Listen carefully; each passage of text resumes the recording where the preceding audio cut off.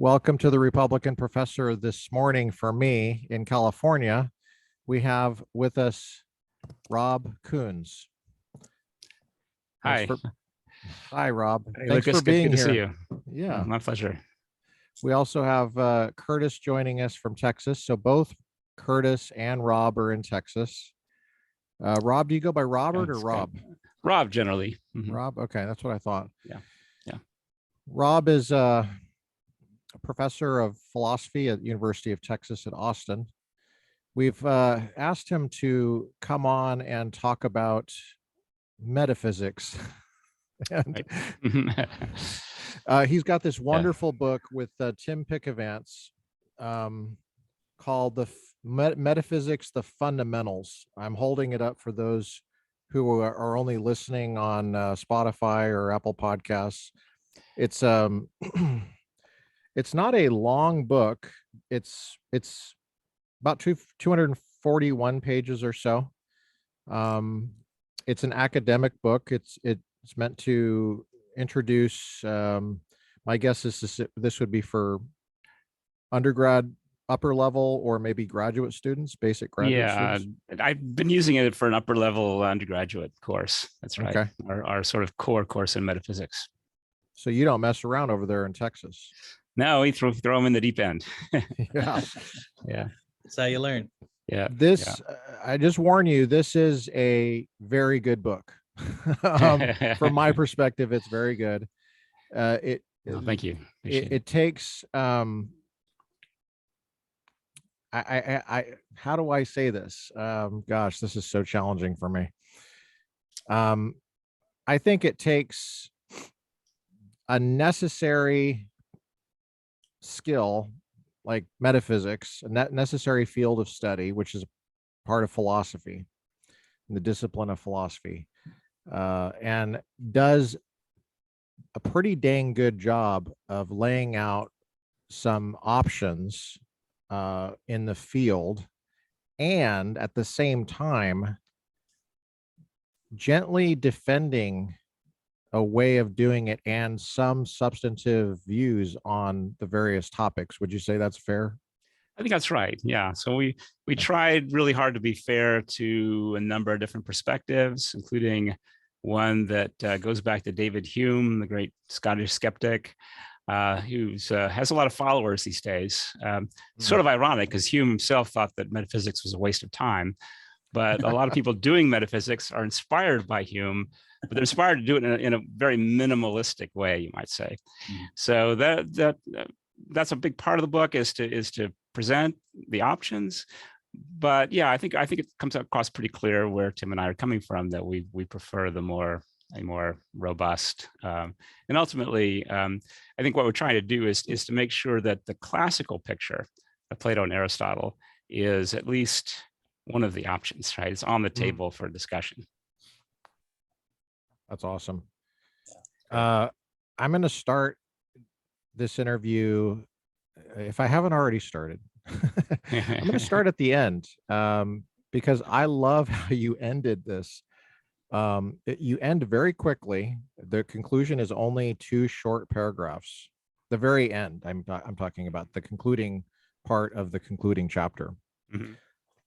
You say Aristotle claimed that to deny metaphysics is to do metaphysics. We have seen some reason for agreeing with Aristotle. The arguments against metaphysics, whether anti-realist, lightweight realist, skeptical, or fictionalist, those are all terms that are defined in the book, are all based on certain conceptions about truth, meaning, knowledge, and explanation that inevitably raise metaphysical questions. If metaphysics is inevitable, then our aim must be to do it as well as we possibly can.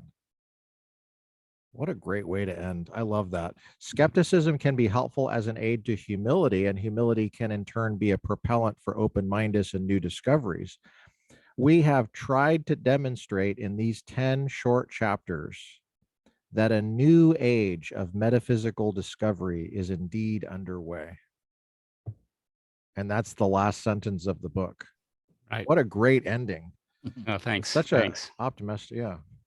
It begs for a follow-up. Well, for Well, we those that, did write one actually. Oh, really? yeah, Yeah, there's didn't a, know this that. is the Atlas yeah, of Reality. that's right. We That's wrote it right. 2 years later. I saw the price 2017. tag and I was like, oh, I know I it's think I'll wait for, outrageous. I'm sorry about that. no, I'm totally, it's Uh, not your fault. 100 and whatever 80 or something dollars. So yeah, I don't sell many copies of those, but yeah, hopefully eventually it'll be available, Kindle or Yeah. something more Yeah. inexpensively. Well, let's get into the term metaphysics. That's probably a good way to start. Yeah. Some of these people listening right now in the future are thinking you're meaning, maybe we're meaning Barnes and Noble section, that where all the Right. weird books are. I know. And Exactly. or some of the mountain towns I grew up in Colorado, where there's like Yeah. turquoise jewelry, and then there's some other incense and stuff. Yeah. Now, metaphysics is weird, but it's not that Can be kind of weird.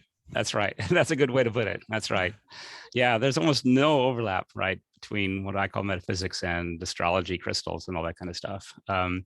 So what is metaphysics? I mean, it's a great question. The term comes from Aristotle. It's a title got attached to one of his books.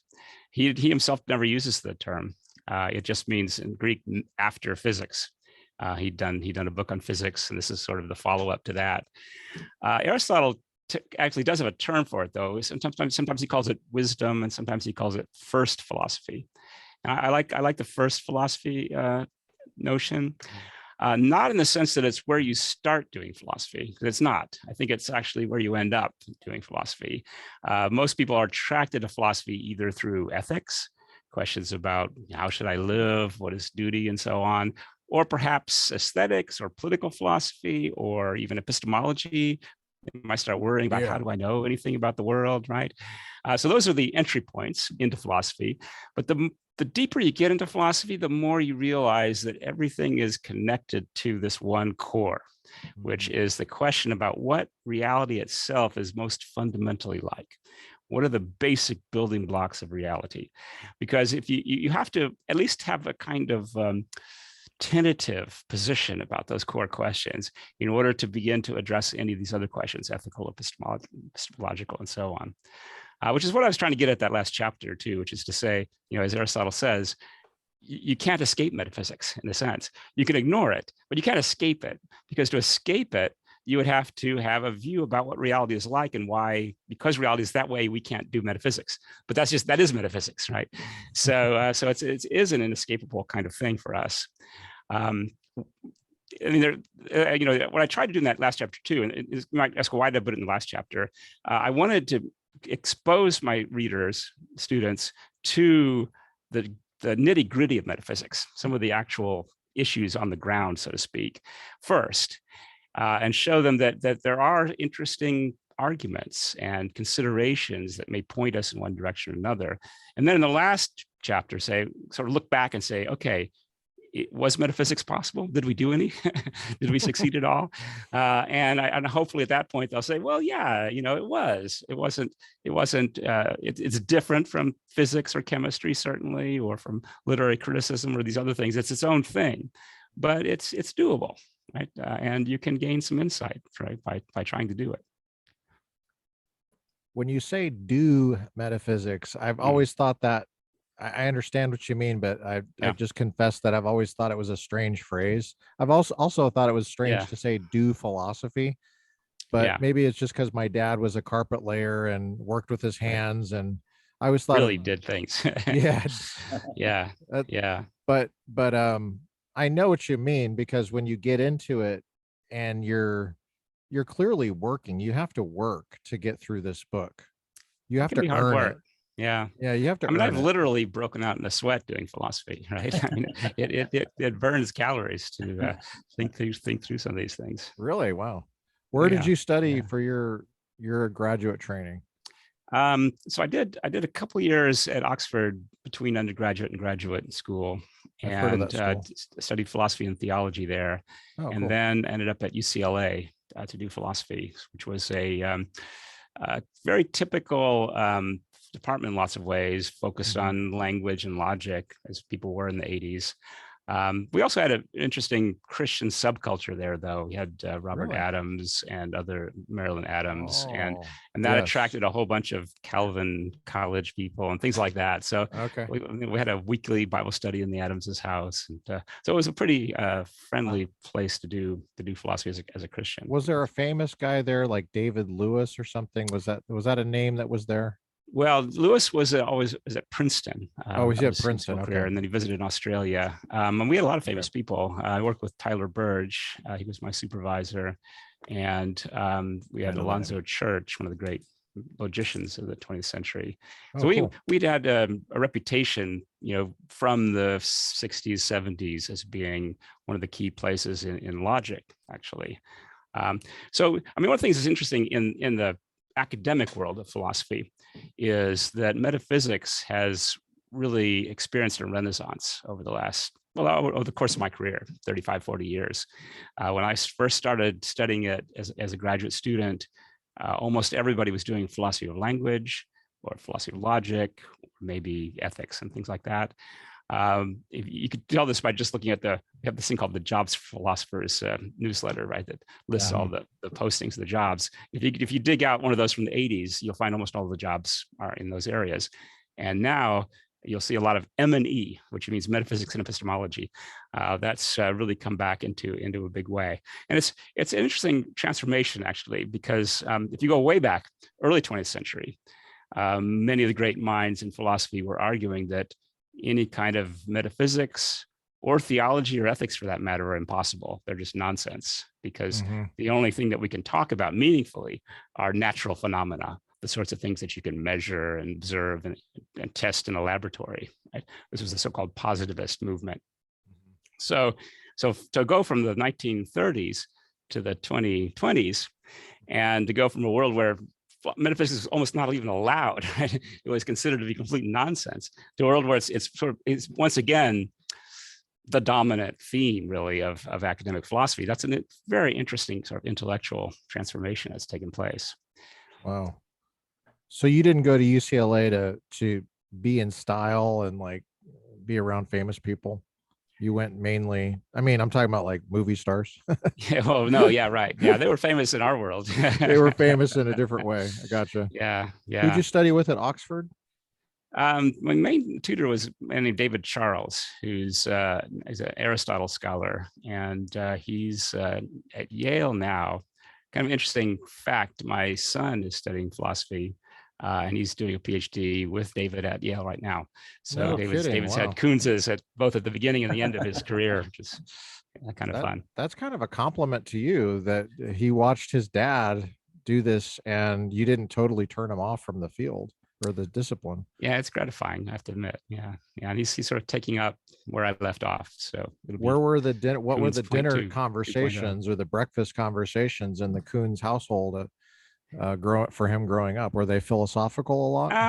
Not especially, really. Not until maybe when he got to high school, and then was when he went off to college. We talked about it some as well. Wow. But I didn't try to push it too hard. I don't know. I may have actually done more with my daughters. Ben's the youngest, and so I think I did turn them off philosophy early on, because I would sometimes, back then I was doing some philosophy of language, and so sometimes you'd want to test your linguistic intuitions, as we call it. Sure. So would you say that A caused this if he did X, Y, and Z? And they say philosophy is that kind of stuff. I don't want to do it, right? So Like, Dad, so stop. yeah, exactly. Yeah. So kids can understand philosophy, and it's interesting to talk to them about, because they have intuitions about things. Oh, for Yeah, sure. they definitely have intuitions. Yeah, I don't know. I have mixed feelings about this, actually. Okay. I mean, Plato says you really shouldn't study philosophy until you're 50 in the Republic.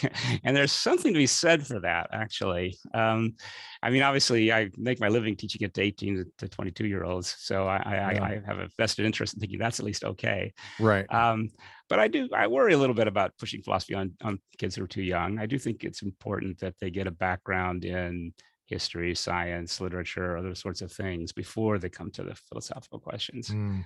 I mean, Plato worries about this, right? Worries that if you give these tools of disputation, so to speak, to teenagers. Right? they're going to use them, you know, in destructive ways, and it won't actually help them. They need to have a certain amount of they need to be centered and sort of grounded in real life, have some maturity, and Some life then experiences. yeah, exactly. I think that does help. I mean, you know, because children are impressionable too. You know, Yeah. you got to be careful about sort of unloading a philosophical system on them that will then kind of warp their whole approach to the world. Right. You got IRB approval though before you did some of these thought experiments on your kids, right? No, I sure didn't.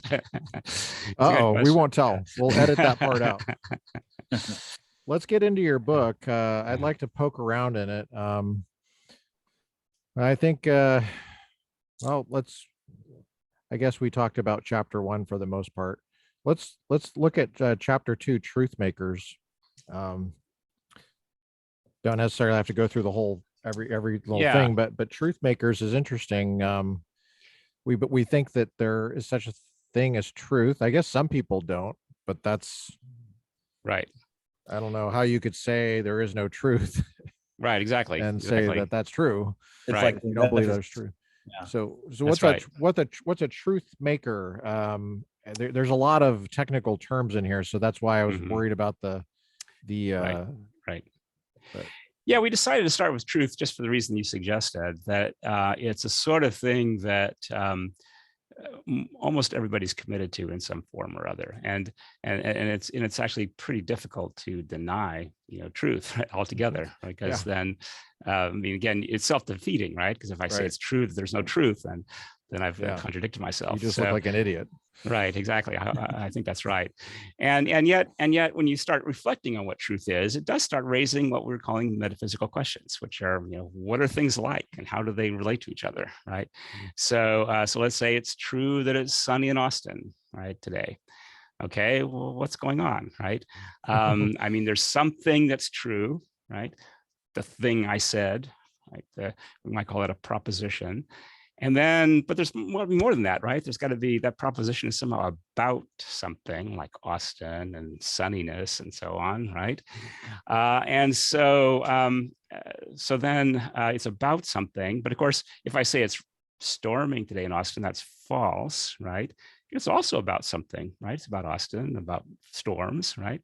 So why is the one proposition true and the other one false, right? That's already an interesting metaphysical question. So the tradition that again goes back to Plato and Aristotle suggests that when something's true, it's because it's been made true by something that exists. There's something that exists in the world, in this case, the sunniness of Austin, right? Which exists, and which by existing makes this thing that I said true, namely that Austin is sunny, right? So this is actually getting us pretty quickly into some fairly deep questions, because we've got to start grappling with what does existence mean? What does it mean? What sorts of things exist, right? I mean, the sunniness of Austin, is that a thing? Well, it must be, because we need it to exist in order to make the proposition true, right? And we can also start asking, what does this making true mean? What does it mean to say that there's this thing, and it's by its existing, it makes this other thing true? It seems that there's a kind of explanation going on here, right? That if I ask, why is it true that Austin is sunny? I point to this thing, the sunniness of Austin. That's the explanation for the truth. Not in the sense that I can explain it to you, Lucas. You know, why is it? Why? Well, here's why, because it's sunny, right? That wouldn't be an explanation to you, but metaphysically, it's an explanation, right? It explains what it is to be true, right? Namely, for there to be this other thing that explains its truth in this special kind of way. So that's what we're trying to get at there. The other thing we deal with in that chapter is a position called deflationism, which is a view that says, in a way, agrees that there's such a thing as truth, doesn't deny the reality of truth, but wants to say that actually true things don't have anything really in common. There's no property of truth they all have in common. So if I say Austin is sunny today, and I say Lucas is drinking some water, and I say 2 + 2 is 4, I say a bunch of true things, right? Why are they true? Well, 2 + 2 is 4 is true because 2 + 2 is 4. The sun, it's true that it's sunny in Austin because Austin is sunny. It's true, and so on. So each truth has its own completely separate explanation. They have nothing in common whatsoever. Again, the tradition, Plato and Aristotle would say, no, there is something in common. Namely, they all have a truth maker, something which by existing makes them true. And the deflationist says, no, we're not going there. We're just gonna go with the superficial kind of answer here. And I think that the problem with that for the deflationist is that you can't really then make any generalizations about truth at all. I can't say, here's a good way to seek the truth. Avoid wishful thinking. Try to gather lots of evidence. Those seem like general facts about truth, right? But in order for those general facts about truth to make any sense, there has to be such a thing as truth, not just as a bunch of facts about individual propositions, but about something they all have in common, something that all truths have in common, namely a kind of correspondence to reality that involves truth-making facts of some kind. So that's what we're trying to get across in that chapter 2, so to speak. That's great. I'm going to reference a part of chapter 1 called Method in Metaphysics, which I thought is a little relevant to what you just said, because you're talking about explanation and you're talking about, well, basically, how do you move forward and what are we trying to do? And so you say, since metaphysicians study reality in its most fundamental and general aspects, this is on page 2. In doing it, we must marshal as much evidence about the world as we possibly can. In other words, it's commonsensical kind of what you're doing. And I think that's important for people to get if they might be feeling a little bit of anxiety, because I could understand if I had no idea where you were coming from. I just turns out I've met you before.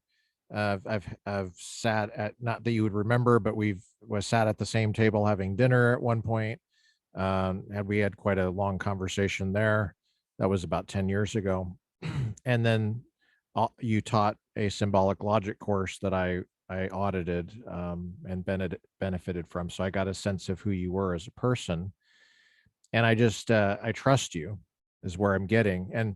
But if I didn't know anything about you, and I didn't know kind of where you were going, I would be like, because it takes a lot of energy to do this. And I know not everybody lands in the right place. They might be doing the best they can insofar as their own lights and how they see the world. And they're obviously doing the work with as much integrity as they can muster, probably.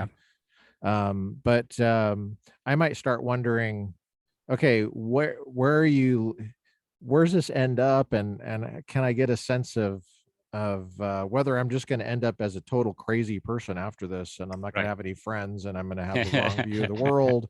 It's going to be all horrible. But it's actually, when I'm reading this, because I know Tim not very well, but I have a sense of who he is. I think I trust him as far as that goes. I think he has a similar feeling that common sense is important to guide us, and it's almost like a desideratum to capture as much of that as we can. Would you say that's a fair way to put it? I think that's right. Yeah, I've always been sympathetic to. There was a philosopher in Cambridge in England called G.E. Moore, who in the early 20th century sort of made this point. He said, look, here's a hand. And moreover, I know that this is a hand, okay? And I'm really sure about that.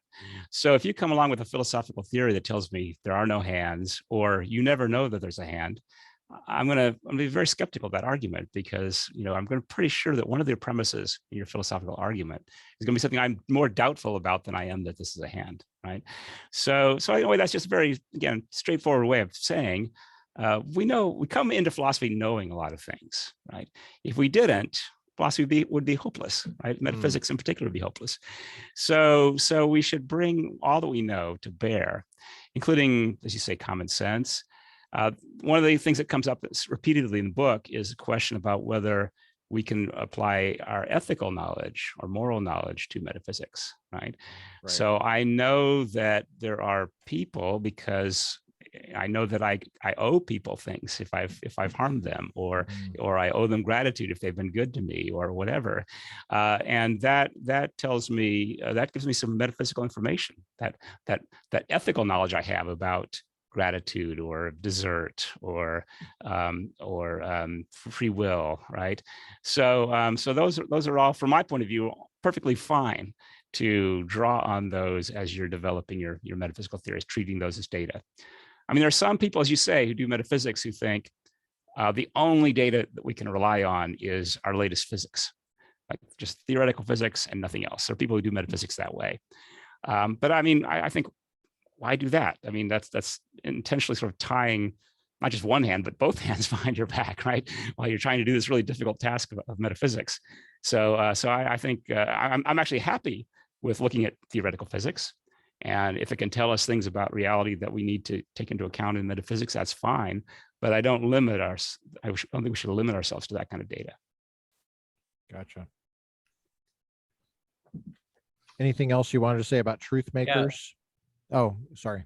No, I was just going to say, I think this is related. I was listening to Joe Rogan, but he was talking about infinity and Neil deGrasse Tyson explaining infinity to him, and he was just, talking about how this is a mind blow. There's all these galaxies and they're this many far apart, and there's black holes and there's more galaxies, and it just goes on, and there's doppelgangers in all these galaxies of you in infinity. It's all possible. And I was just struck with, wow, that's like totally like going down the theory hole and not being grounded in reality. Yeah. Okay, possible. And that's maybe taking it to its nth degree of what is possible, but that's not what's happening. Yeah. So that sounds like, that's right. I mean, an awful lot of people who are, at least pretend to say they're doing theoretical physics, are actually doing highly speculative philosophy. And in a way huge, that what you just said. That's huge what you just said. Yeah. Right, and often doing it badly too, I have to say, right? I mean, with all due respect to the dead, I mean, Hawking is a good example of this. Right? Yeah. He talks a lot about time, which is one of our big themes. And he doesn't understand the first thing about time from a philosophical point of view, and that distorts what he's trying to do. I think that's fascinating on so many levels, because I'm looking at you, Rob. You got all those books behind you. You look smart. You sound smart. But it's Stephen Hawking. I mean, look at him. He looks even smarter than you. So that's what I go by. Yeah. And there is this kind of physics worship, right, in our culture, and it shows up in philosophy too, right? And you can see why. I mean, they've done impressive things. They shoot rockets and they build computers and all that. But still, I mean, we got to be careful not to be overly impressed by that.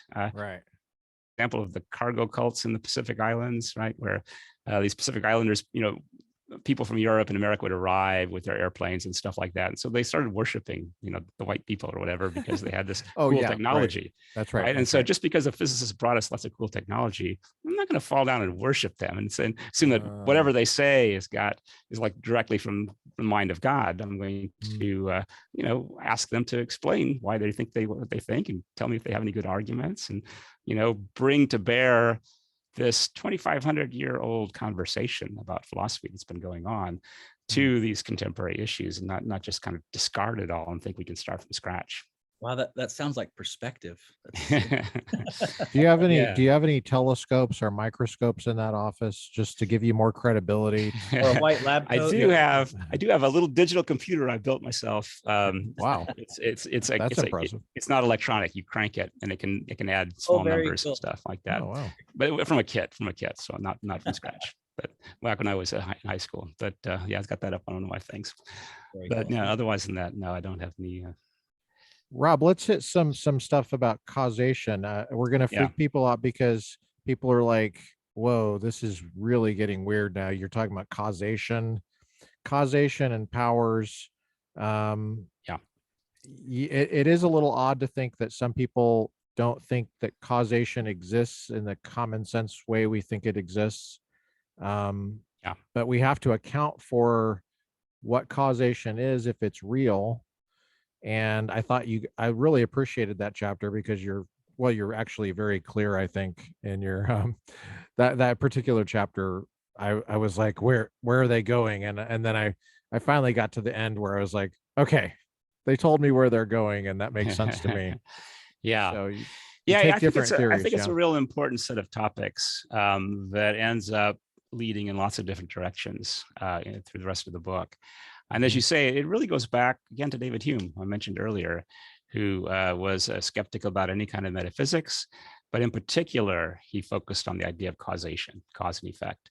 And he said that we actually don't know what we're talking about when we talk about cause and effect, that the very words are meaningless because we don't. I mean, he thought of it because he thought we don't have any direct experience of cause and effect, right? So if we don't see it. We don't I see don't cause. see the connection itself, right? I see the flame, I see the water boiling. I don't see the causation, right? I just Now, see if a one car thing hits another together. car and you hear it, you might think commonsensically, you might think, no, I did see that. Yeah. So what do you mean by we don't see it? Yeah, no, that's a good question. Elizabeth Anscombe, another Cambridge philosopher, makes exactly that point. Exactly. You watch a football game and the tackle tackles somebody. You saw the tackling, right?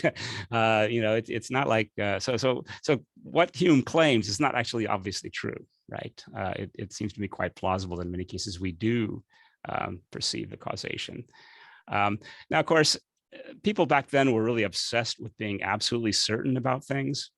And so they were constantly worried about cases where I think I see causation, but it really didn't happen, right? Somebody's hooked things up in such a way that it looks like there's some flame and the water boiling, but actually it's, the water is not boiling because of the flame. It's for some other reason. The flame's not really there or whatever, right? Okay. So that I misperceive the situation. And then they try to generalize from those few cases of illusion to claiming I never see causation, right? And that's just a fallacy, right? I mean, just because I can hook up certain situations where I think I see a box, but really there's no box there. So therefore, I never see boxes. That doesn't make any sense, right? And it's a similar kind of worry. But in any case, in contemporary philosophy, though, there has been an attempt to provide a kind of pared down metaphysics, right? A metaphysics that has as few commitments to kinds of things and as possible. And so David Lewis, who I talk about quite a bit in the book, he's dead now, but he was in Princeton, and he sort of typified this movement in contemporary metaphysics, which is to have as little in your metaphysics as possible. And so his picture of the world was that you've got events spread out in space and time, and that's it, right? There's no, so to say that one event causes another event is merely to talk about a certain kind of pattern that happens to exist in this vast, I call it mosaic of events that stretch out in space and time, right? So what does it mean to say that the flame is making the water boil? It just means that it's one of many events, pairs, where you had a flame and then subsequently some water boiled. It just fits into that pattern, right? And so there's nothing more to causation than that kind of regularity or whatever. There's no causation itself. And so it's just correlation then? It's just correlation? There's just correlation, that's just right. Correlation. And although you can distinguish between two kinds of correlation, basically, and this is how they get a distinction between quote causation. So every time I go bowling and I get a strike, I can't really be that excited because it's just, it's just correlated. You just happen to be there. Yeah, that's right. You just happen to throw. What a coincidence. So the basic idea is that that a causal law or a law of nature, from this point of view, is just a very efficient way of representing history, the history of the world, past, present, and future. And so what we try to do is we try to find those laws which will encapsulate as many patterns as possible, as simply as possible. And we'll call those the laws of nature. And then if one event follows another event according to this law of nature, then we call it a causal connection. And if it doesn't, then it's merely a coincidence, or it could be a correlation of some other kind. So the thought is that you've got this bedrock of fact, which is just the events arrayed in space and time, with no real causal connection or power or anything like that. Then you build on top of that these laws of nature, which are just very efficient, convenient ways of representing the mosaic. And then you can recover much, if not all, of our causal talk in terms of these laws of nature without really being committed to causation itself as a basic building block of reality, right? So the alternative view, again, going back to Plato and Aristotle, is that we have to talk about things having the power to make things happen, and that those powers and potentialities are themselves part of the bedrock of reality, that you have to include them in explaining what reality is most fundamentally like, what it's really like in the end. And so that's one of the big debates, really, of the last 80 years or so. I think, in fact, the trend is moving towards the Aristotelian story here, because the Humean picture has lots of problems, right, that it runs into. I mean, one problem I think we mentioned briefly in the book is the arrow of time. So why does time go from past to future in such a way that causes are generally earlier than their effects? And the Humean doesn't really have any explanation for that, or any. I mean, in the end, I think they have to say that the idea that time flows in one direction rather than another is just an illusion, kind of an aspect of our perception, but doesn't answer to anything deep in reality. So that there's that sort of issue. Another problem that Humeans, that Lewis or other Humeans face is dealing with thought experiments of various kinds, right? So suppose you imagine a world where there's just one electron, that's it, right? Very, very simple world.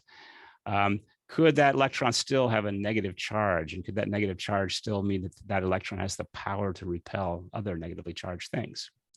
Commonsensically, we'd say, sure, why not? I mean, just keep the electron, throw everything else away. The electron still has this power. The Humean has to say no, right? In that world, there's no power, there's no causation at all. There's just this electron sitting there. That's a very, very simple mosaic, right? The only law of nature is there's an electron that sits there. That's it. And so it doesn't even have potentially any power to repel or be repelled, right? Another thing that I think is very relevant here is and you say that's a reductio ad absurdum kind of, is that where that's you're the going? idea? That's right. That's right. Exactly. So they have to say crazy things about these thought experiments. Exactly. That's the worry.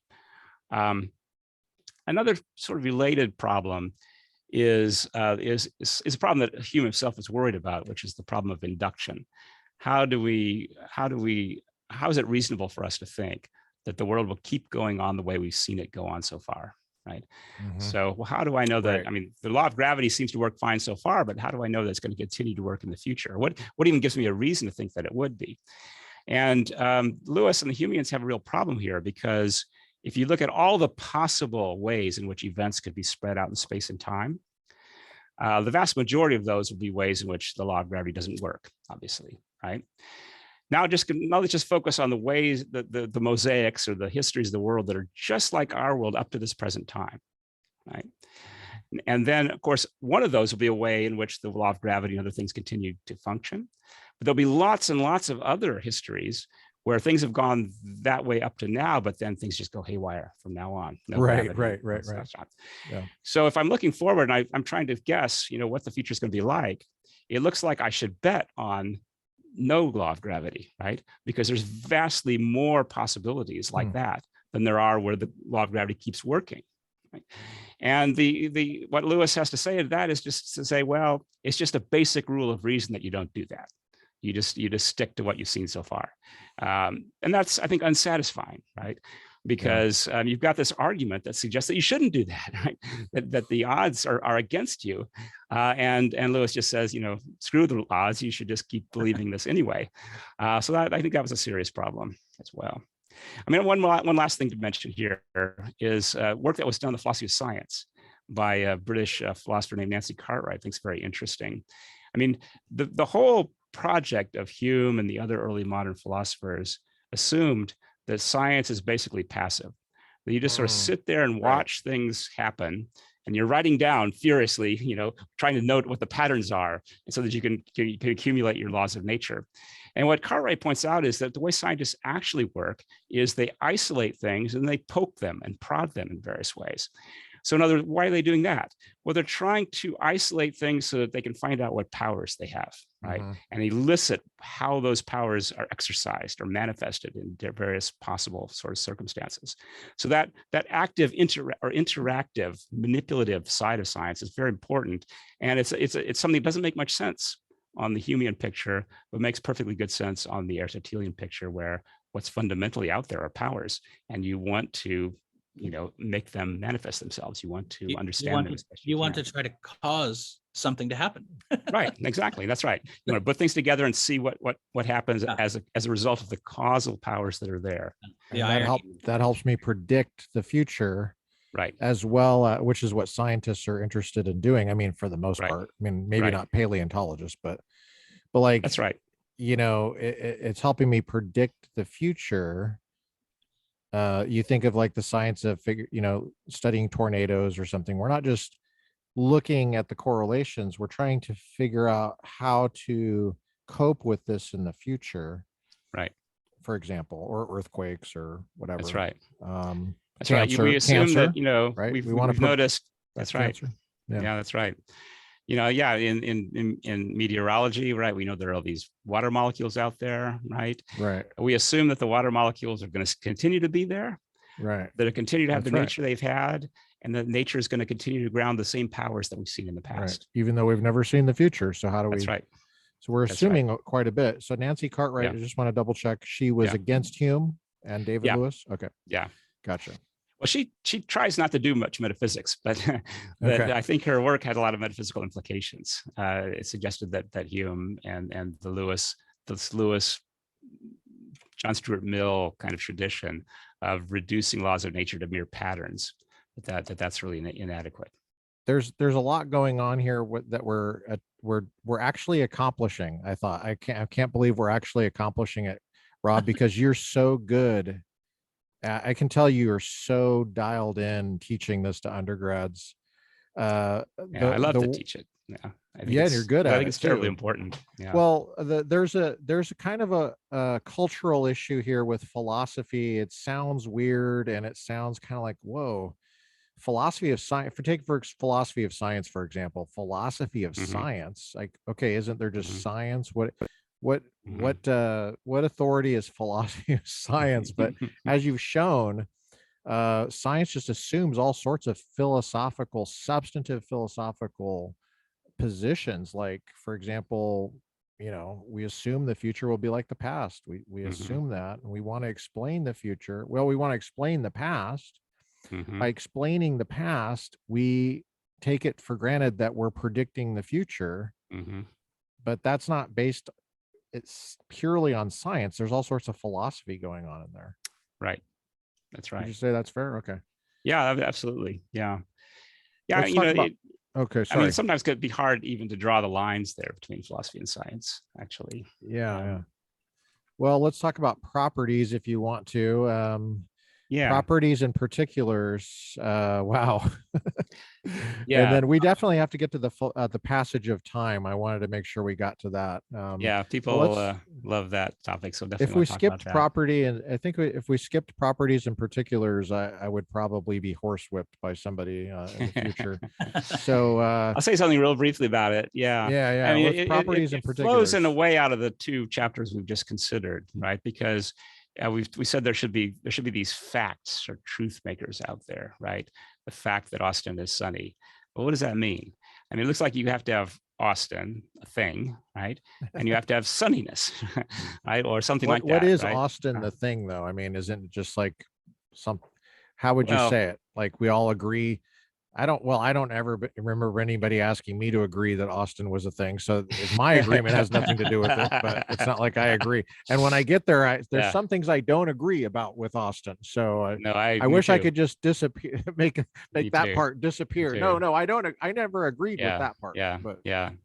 Well, right. And actually we have a whole chapter about this kind of stuff, which is chapter 6 about parts and wholes, right? Because I mean, Austin seems to be what we would say just a heap of things, right?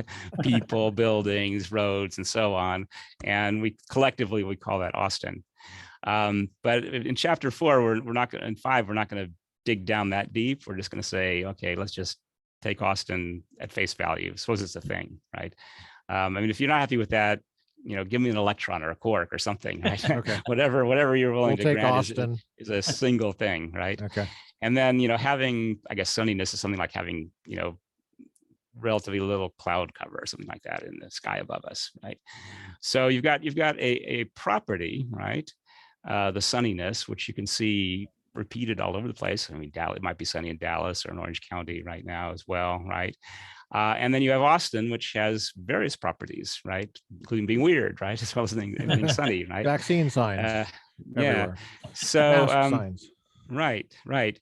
And so, yeah, and this has been a big question. How is this possible, right? How is it possible for two cities like Austin and Dallas, let's say, both to be sunny, where that's the same in their sunniness, yeah, and yet they're different cities, they're different places, right? Yeah. So it's a problem that Plato, I think, was perhaps the first one to really think about deeply. And he comes up with the idea that there have to be these things he calls universals, which are the things that can be repeated. And so they correspond to the properties. So there's something like a universal of transparency, let's say, right? Which is instantiated by, found in different objects, different material objects, right? At the same time or at different times, right? And then that raises interesting questions about what's the relationship between those particulars and this universal, right? So that people who believe that in this area of philosophy are called realists. The word realism is used in lots of different ways in philosophy, but this is a very ancient use of the word, which just means that people that believe there are universals of some kind. And then usually called nominalists, comes from the Latin word for name. And the idea is there's really nothing in the world other than just names. So is sunny is a name we give to various things, but those names don't really correspond to anything in the world. They're just names that we sort of use in some conventional way. That's at least the original thought. So we look at that in chapter 4. Consider a number of different options. I mean, one thing that I would do if I were rewriting the book today is I would include a more of an Aristotle type view here, which I didn't really include at the time because I hadn't really worked it out. Now I think I've got a better handle on Aristotle's picture, actually, because I think on Aristotle's picture, let's take another example, like the universal of humanity, right? So on Plato's picture, there's this eternal, timeless, transcendent thing called humanity, and then you and I and Curtis, we each participate in it, and that makes us human. On Aristotle's picture, we each have our own humanity, which my humanity makes me human, Lucas's makes him human, and so on. And so there isn't just a single universal, but the humanities or forms, as Aristotle puts it, are still sort of the same because they would be identical if our matter, the stuff that we're made of, were identical. So it's as if you had this one universal humanity that gets kind of pried apart into various versions in the different human beings by the matter that they're composed of. And that's what multiplies the universal, so to speak. So I think it's an interesting solution, actually, that, on the one hand, avoids some of the awkward questions that Plato has as to what exactly these transcendent universals are and how they relate to the contingent world. And the other hand, avoids the sort of anything goes problems of nominalism, right? Of what's the same in all human beings that makes it reasonable for us to call them humans. The nominalist can't really say what that is. It is odd to say there's a bunch of humans, but they don't have anything in common, really. Yeah, right, exactly. That's what you're saying the nominalist says, right? Pretty much. I mean, there are a couple of variations. They don't say it like that, but they. Yeah, right. There are a couple of variations here. One ostrich. Could just, there's the ostrich humanist, which could just say, well, all human beings have in common the property of being human, right? And Yeah. that's all we can say. There's nothing more to say There's about a that. class of humans. Yeah. But and I think that's unsatisfying from a Human metaphysical point of view, because it requires us to treat every property that's shared as a metaphysical brute fact that can't be explained, right? Whereas the realist and the Aristotelian can give a more general explanation for what does it makes humans humans, what does it makes apes apes, what does it makes transparent things transparent, and so on. So what we call the ostrich nominalist, the one who sticks his head in the sand, he just refuses to give any explanation there at all. right. The other option that nominalists take is to make the relation of resemblance the fundamental thing. So what makes us humans is that we resemble each other. And you get a bunch of things that resemble each other enough, and that creates a species like humanity. And there are a number of problems with this. I mean, I think the basic problem is it's getting the cart before the horse, right? Because we resemble each other because we're human, right? We're not human because we resemble each other. It would be sort of odd if our intrinsic natures were the same because we stood in this external relation of resemblance to each other, right? I mean, I can get extrinsic properties like being in Texas is a property I have because I'm located where I am, right? But that isn't an intrinsic property of me, right? The intrinsic awkward if you went to Texas, or if you went to California and you still had that property. Right, exactly. That would be weird, right? I actually think it's illegal. Yeah, it probably is. I think it violates federal law. But it would be in line with Austin, because Austin's weird. That's true. That's true. Yeah. Yeah. So anyway, those are some of the options that we're looking at in chapter 4, and then in 5 is sort of related to the question of, again, what makes things different now. Right? Yeah, right. So chapter 4 is what makes us the same. Chapter 5 says, well, okay, if there is this real sameness, what is it that makes us different? Mm-hmm. And the answer, I think, ends up being we just have to posit. We just have to suppose there are these things out there that do the individual making, or individuating, as we say in philosophy. Sometimes they're called bare particulars. I think in the Aristotelian tradition, it's called prime matter. So it's this kind of stuff, or these things that have no intrinsic qualities to themselves, but make two things that otherwise would be exactly the same, different, distinct things. So yeah, there's a lot of interesting subject, that a lot of problems that arise there, and at that point we really are doing what Aristotle would call metaphysics in the strict sense, because we're dealing with things that are true, if they're true at all, of all of creation, right? Whether it's in time or outside of time or whatever, it doesn't matter. It's a very, very general question about things being the same and different, so to speak. Can I ask you a question about your personal interest in philosophy, where that started? Because you've mentioned a couple things about you like kind of preserving the heritage of Aristotle and Plato. Yeah. When you first encountered those figures, was that when you were interested in philosophy, or was it something you read? Is it the way it was taught, or how did you get into that? Why do you think it's important to preserve the relevance of Plato and Aristotle, like you're doing? It's a really good question. I mean, there's been some movement in my thinking, both positive and negative here. I think early on, I was definitely attracted to Plato and Aristotle both. Even in high school, I was in the high school debate team. And looking back, I realized that I produced evidence cards where I'd have quotations from Plato or Aristotle about the state or whatever, because I was thinking in these more fundamental terms, right? We're supposed to be debating welfare policy, and I'm sort of worried about what's the essence of the state, right? and so my bent was kind of in this philosophical direction. Another thing that was a big influence on me were things like reading some C.S. Lewis and Francis Schaeffer, actually, as a high school student. And both of them pointed me to the idea that as Christians, we had interesting things to say about these ancient philosophical problems. Then when I got to college, I was actually at Michigan State. My advisor told me to take a philosophy course first semester, freshman year.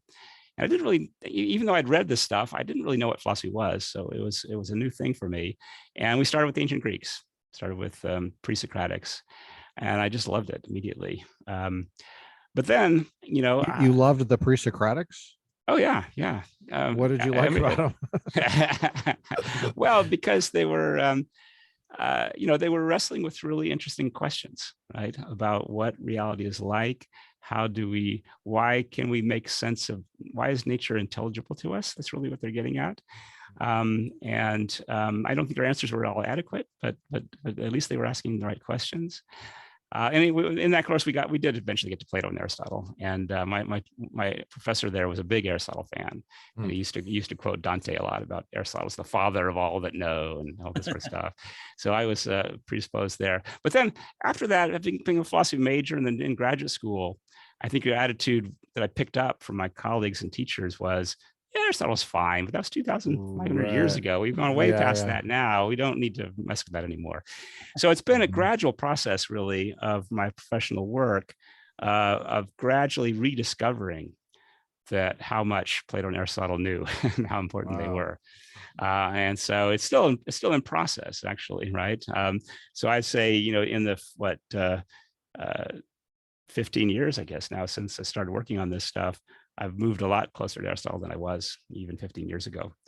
And it's just because I'm so impressed with him, right? I mean, when I figure out what he's really up to, I realize, yeah, that makes a lot of sense.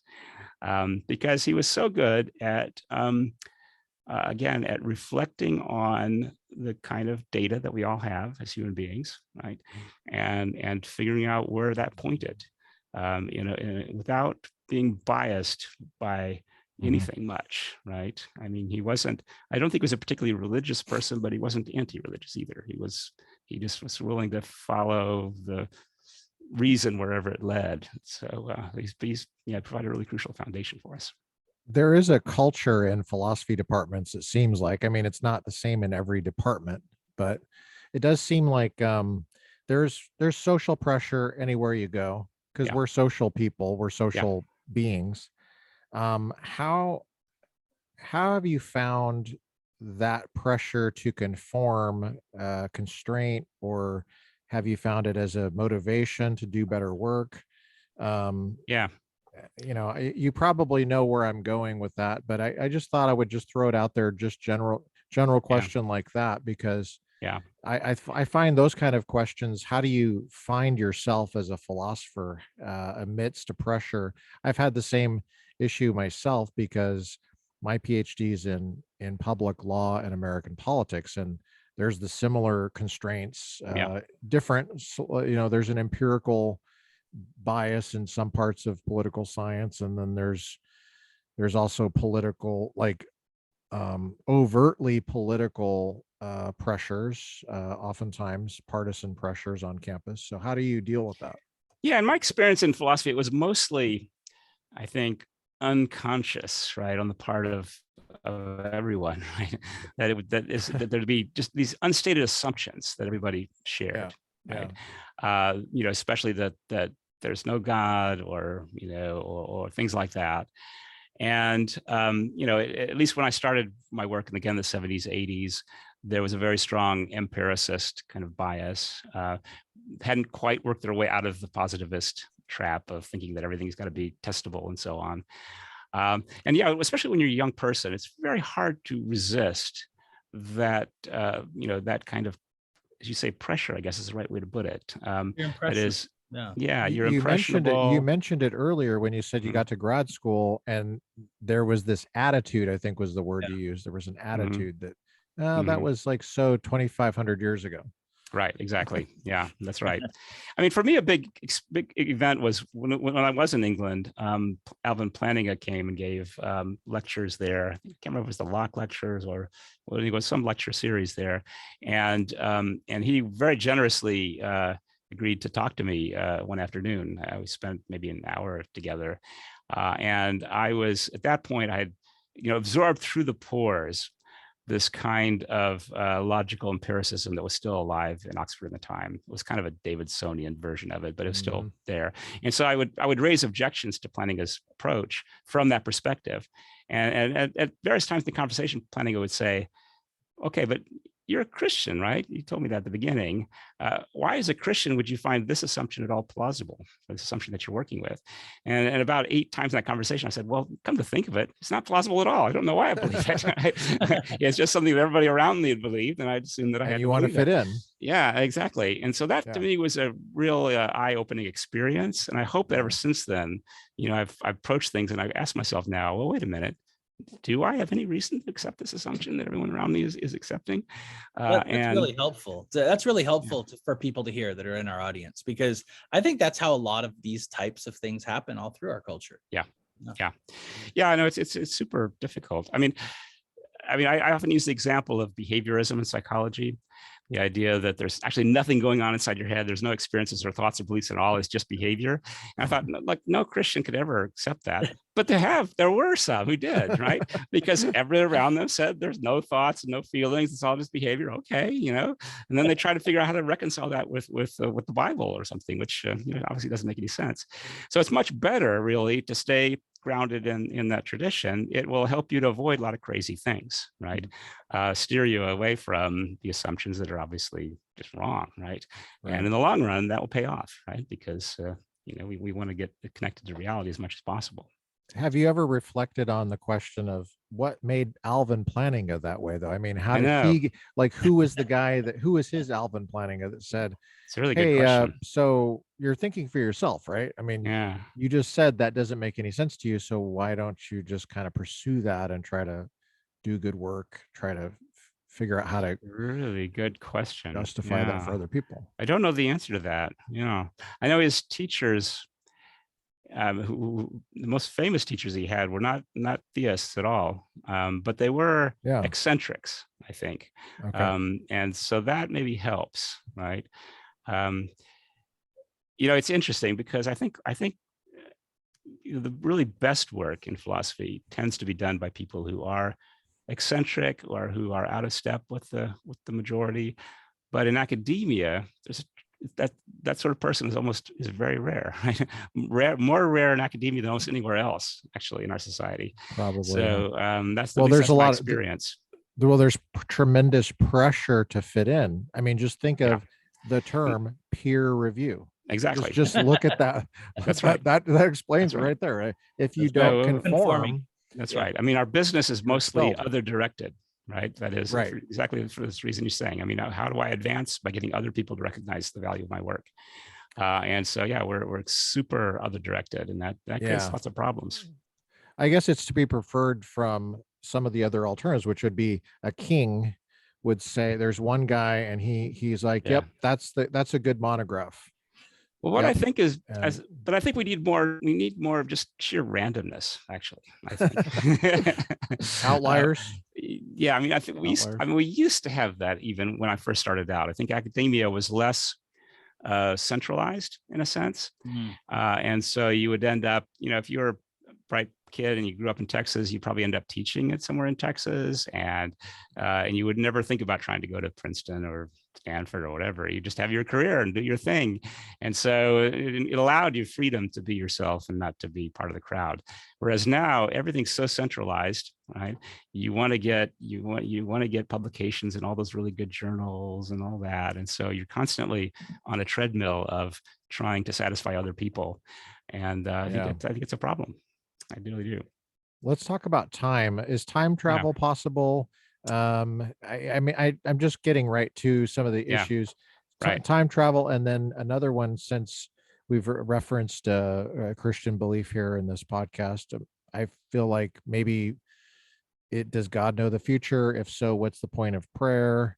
Even if he doesn't know the future, what's the point of prayer? I don't know. I mean, it's kind of, I've always wondered, like at one time I was kind of, I goof around a lot, and during a prayer, I prayed that the North would win the Civil War.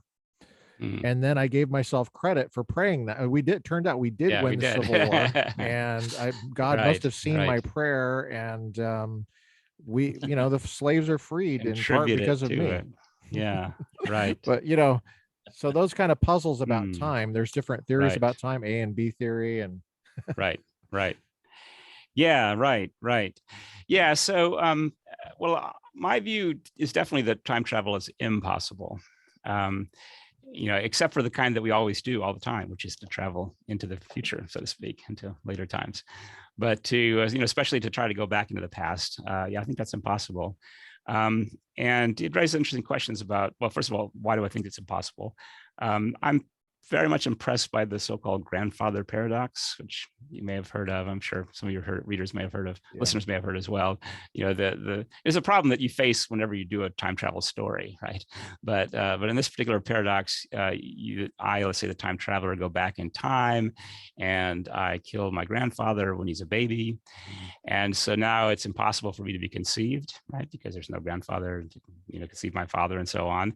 So there's no time traveler. So there's no murder. So, and you get into a kind of a loop of contradiction there, right? Now, why do I think that's a problem for time travel? I mean, one response, this is again David Lewis's response, is to say, well, you can travel all you want in time, you just can't kill your grandfather or anything like that, right? So you can go back in time, and whatever you do, it will have to conform to what actually happened in order to produce you in the first place, right?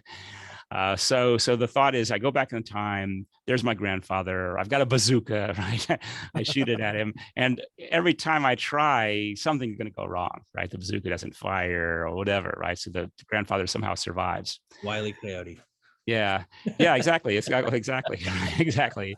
My grandfather is like the Roadrunner, and no matter what I do, it's going to fail. The Roadrunner counterfactual. That's great. Yeah, at least get your money back at the Army Navy store. Yeah, exactly. So this goes back actually to the chapter we talked about with causal powers, because if you believe there are causal powers, then you have a problem, right? Because I go back in time with the power to kill my grandfather, right? And then I exercise that power, he's dead, right? And there's no ifs, ands, and buts about it, right? Or even if it's just a probabilistic power. So I've got the disposition to do things that'll make it 99% chance that he'll die, or even 1% chance to die. Fine, then just keep doing the time travel over and over again, right? Trying to, Wile E. Coyote-like way. And eventually you'll kill him, right? You'll eventually kill him, right? Somehow, right? Yeah, exactly. I mean, it's sad that this has to be such a bloody example, but it's the simplest way to do it. Now, for Lewis, of course, there are no powers, right? So there are just all these different mosaics of space and time. And of course, there won't be any in which you go back and kill your grandfather, because that's logically impossible. But there could be other mosaics where you go back and do other things. That's fine. So he's not worried about the fact that I go back in time with this lethal power and I exercise it. There's no such thing, right? Powers are all extrinsic things that depend on the whole history of the world. And so of course you won't succeed in killing your grandfather in that case. So it does turn on that more basic question about powers, I think. And now if we're right that the time travel is impossible, then that suggests that in some sense, right, the past is no longer there to be traveled to, right? Because if that's so, then that's an explanation as to why time travel is impossible and why, therefore, you don't get into the grandfather paradox sort of thing. There are other things that sort of press you in that direction as well on an Aristotelian picture, where you exercise your power and you actualize the potentiality of something, right? So there's some water that's not boiling. I heat it, and now it starts boiling. I've actualized that potentiality, right? That suggests that the change that I'm inducing in the water is what's moving time forward, right? And to talk about time moving forward in this way is to commit yourself to what we call the A theory, the idea that there's real passage of time, as opposed to a view in which the sort of block universe picture, where past, present, and future are all equally there. They're all on a par, right? Right. And from that picture, nothing really actualizes anything, because it's all there already, right? Yeah. And so it's difficult to see how you get a power picture to work with the B theory. Now, the questions you raised about divine foreknowledge. Well, just to clarify really quick, just to clarify really quick, the B theory, for people who are barely hanging on here, right? B theory is an analogy about time that fits with the travel word. Yes. Travel is really a geographical kind of concept. It's a place concept. Right. So when you think of a time as analogous to place, right. So that Austin, for example, is analogous to Los Angeles in terms of places. Well, then it makes sense. You could travel. It's just a matter of the technology to do it, or the labor to do it. Right. But you're saying that that's not really a good analogy for what time is. Yeah. That's right. misleading. Yeah, you're right. So the B theory is one in which time is very much like space, and the past is like another place, the future is like another place, which in principle you could get to. And just as I wouldn't think that Texas existed in a special way and California is just some kind of fiction, right? We're on a par ontologically, even though we're in different places. Yeah. Right. Well, Austin and Los Angeles are on Right. a par, but right. Orange Yeah. County is not on the par with Austin. Just Okay. FYI. Right. Exactly. But in any case, on the A theory, the present is sort of real in a way that neither the past nor the future are. Right. And so there's an ontological privilege, so to speak, that metaphysical privilege that the present moment has in some sense. And then this does create real problems, I think, theologically. I mean, these problems, as So you mentioned, we're all difficult. privileged because we're all in the present. That's right. I have ontological privilege because we're in the present. That's right. Exactly. So yeah, I'm making it relevant to the current issues of the day. Exactly. We should have affirmative action for dead people or people who aren't born yet to make sure that they get they get their fair shake. Yeah, that's good. That's really good. So ontological privilege just means that it's what you by that term you mean that it's real. Yeah. The present is real. Okay. The present is real in a way that the past and future are not. So there's some kind of real difference. I mean, past and future may have some kind of reality, but it's not the same as what we have in the present. You can't go there, in other words. Yeah, that's right. That's right. I mean, we're all going to the future, so to speak, but yeah, you can't go there in any other way than just kind of riding along with time as it moves forward. But is God already is? Oh, sorry, Curtis. I was just going to say, if I weren't worried about time, I'd love to talk to you about ask your views on heaven and the non-physical world and things like that. Yeah. In respect to these things. Yeah. Well, that's a big subject. It is. The thing about, and people are getting this because everything you mention is linked to other things. Yeah. It's linked to like explanation and how we know things. It's linked to what's appropriate evidence. It's linked to what we mean by terms. What are Facts, thought experiments, causal powers in philosophy of science, laws of nature. So now getting into philosophy of religion and God, is God in the future, or does he know the future, do you think? Yeah, so the future able to be known? I mean, there's a big debate, obviously, and my preferences are for what are called classical theism, which goes back to Thomas Aquinas, actually also Avicenna, maybe even Plotinus. And so on that picture, God is outside of time, utterly non-temporal in nature, that his eternity is not just an everlastingness, but a sort of being beyond the limitations of time altogether. And so then the question is, what does that mean, right, in terms of what he knows, right? I mean, it really makes sense to ask what God knows now, because he isn't now, right? He's not limited to the now in the way that we are, right? Mm-hmm. You ask, what does he know, like timelessly, eternally? Well, of course, it's everything, right? Past, present, and future, because he's looking at it from that perspective.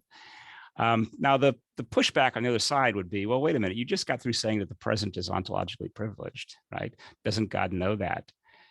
Yes, and I think he does, right? But he doesn't know it by virtue of any kind of internal modification of himself, right? It's not that he kind of bounces X-rays off of reality and gets some kind of feedback and says, "Oh, it's 2022. Right. That's actual now." It's just he knows it just by virtue of the fact that it's true, right? So the present moment is just immediately present to God as the present moment. Now, it would be weird to say that God says, I have every reason to believe that it's 2022. Right. And that's my best guess. Exactly. What I like about your explanation, Rob, is kind of going back to earlier. It's just kind of common sense. It makes sense. Yeah. Yeah. What you mean? Classical theism is common sense, you mean? Seems like it. I think it is what people tend to adopt if they understand the distinction. Yeah. I think you have to be sort of talked out of it in a way. Yeah. Well, Um, I would make one complaint though, just Yeah. the way you phrased it, God being outside of time. That's yeah, it's a metaphor. Yeah, that's a metaphor that is a yeah, spatial right, metaphor, and we right. just had a complaint about the spatial metaphor. Exactly. So That's That's a true. good Very point. true. Yeah, I mean, strictly speaking, I would just say he's non-temporal or atemporal. gotcha. But the temporal modifications just have no application to God Can in you his draw a intrinsic. picture for us? Just draw it, and I feel like I'll get it if you just draw a picture of God, and then I Yeah, think right. I'll. Exactly. That's what you do in philosophy of religion. You just Yeah, draw on the board, yeah. right? Yeah, right. I mean, there's the classic thing. You draw, here's the timeline, right? And Yeah, then that's here's right. God up That's here right. outside looking down on it. This is in Boethius in the Constellation of Philosophy in book 5. And I think Boethius is on the right track there. Okay. I mean, it does, it does raise interesting questions, like you say, about prayer. And that sort of thing. I guess I would say that you really shouldn't pray about the past. It is from our perspective, it is To gone Curtis's and point about it's common sense. fixed. That's Right. Exactly. The future is open in some way that the past is not. Not just that we don't know the future, but we don't know a lot about the past either. But whatever happened in the past happened, right? It has a kind of fixity and settledness, I think. Again, this is sort of common sense again, but I think it can be worked out in more detail and in a way that's consistent with the rest of what we're saying. Yeah, that's interesting. This is one of the favorite topics of my what's students is worrying about time. It's a lot of fun to think about. are they concerned about prayer? Do they bring that up? Some Do do, they? yeah. Yeah. I've got one who's working on a term paper on foreknowledge in particular, Oh, interesting. divine foreknowledge. So yeah, they know that that's allowed in my class. What there? Yeah, that's interesting. You go out of your way to remove any social obstacles for stuff that most Americans would be just perfectly normal talking about, I think. Yeah, Um, yeah, there's something about the campus that feels a little bit like Disneyland in a way. It feels fake. yeah, There's something just arbitrarily not like the rest of the United States. It seems like it doesn't matter where you go. Some yeah. I campuses agree. aren't that way, but Very few. Yeah, yeah. Well, yeah. so you have graduate students. Do you go out of your way to help shape the culture for them, if make them feel welcome as eccentrics, if they're a little eccentric, or do you have a way Yeah, of approaching the culture of a graduate program, or is it on your radar at all? I mean, our department in particular is pretty good. Oh, We've good. got several theists here, and even some political conservatives. So so it kind of What? loosens things up a bit. What? And no, it's unusual. They're So not I'm all communists? no, exactly. Well, So a lot of people are probably a lot of people don't know what it's like on campuses, so they might be surprised because they just think, oh, the way the campus is, if it's in that state's boundary, then that's the way the campus is. It's like, no, no, no. no. There's a lot more in common between, like, for example, Columbia University in New York City Yeah. and Well, the way I describe it is each Texas. field is like a village, right? So there's the English literature village, there's the philosophy village, right? They're pretty much homogeneous. So you could swap the philosophy department from Texas, Michigan, Berkeley, wouldn't make any difference. Because they all hire Alabama, each other. They all hire yeah, each other. it's So all the same thing. Whereas if you were to switch the engineering department and the philosophy department at Texas, that would be a significant difference, right? yeah. Although less so than it used to be, but it still would be a significant difference. So the different fields are very different. And the hard Okay. left, if I can call it that way, they proceeded village by village, right? They've taken over, not state by state, but field by field to dominate things. And philosophy is still very much disputed territory. I think we're not yet overwhelmed by the wokeism, but it's growing. It's definitely an issue. Wow. How have you maintained your sanity in that environment? How do you maintain hope? You seem like a hopeful person. You seem like you're pretty well adjusted mentally, and you have.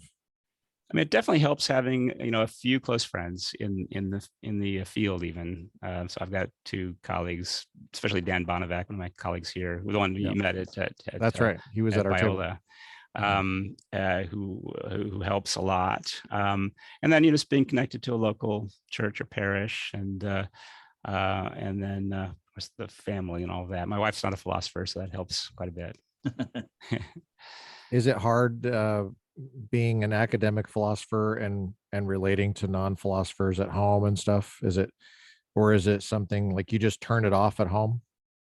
Yeah, I've never really found it that hard. I mean, I guess I do sort of turn it off for the most part.